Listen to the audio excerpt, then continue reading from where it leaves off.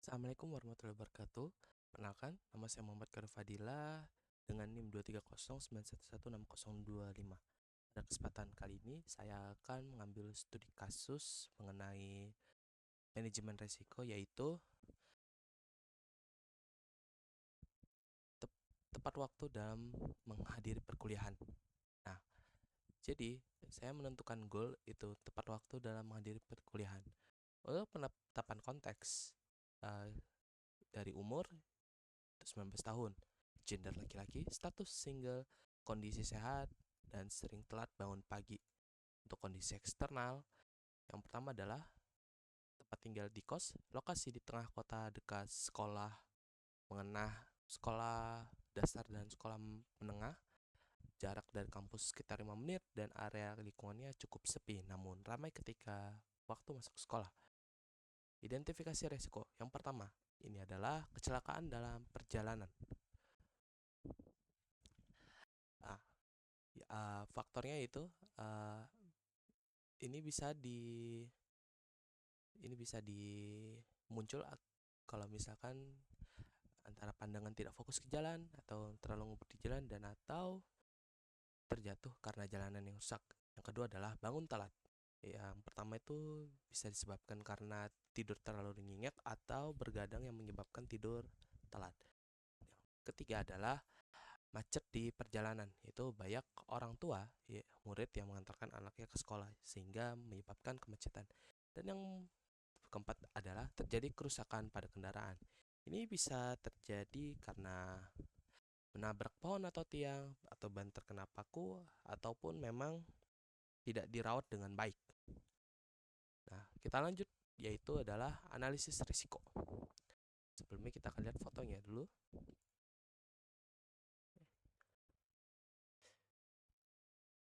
Ini misalkan untuk, nah, misal kita lihat ini fotonya dia sedang berkendara, namun tidak fokus ke jalan dan malah lebih fokus untuk melihat HP.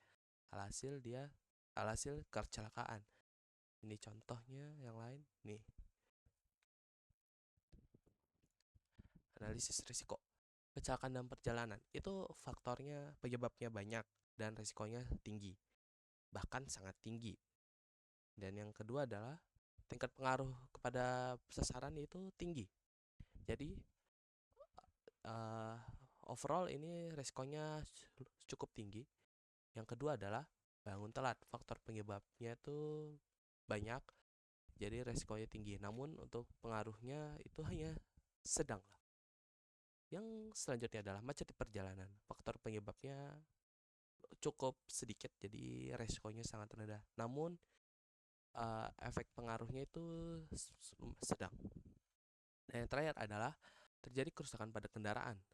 Nah, faktor penyebabnya itu sedang. Namun apa pengaruhnya kalau kita terkena itu lumayan tinggi.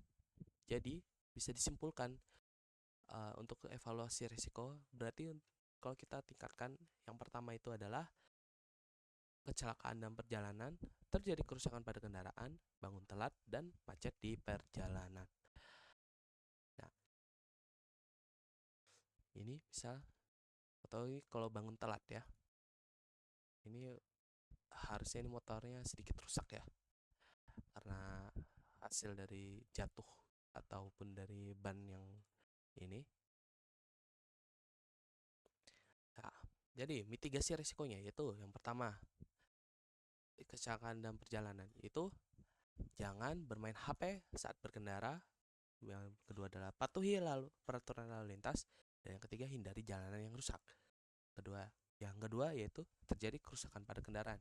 Kita harus servis rutin kendaraan. Dan yang kedua adalah menghindari jalanan yang rusak.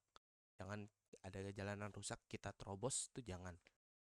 Nah, yang ketiga adalah bangun telat. Itu bagaimana mitigasinya? Ya, yang pertama adalah kita harus tidur tepat waktu dan jangan meminum minuman yang mengandung kafein ketika ketika ingin tidur atau di malam hari.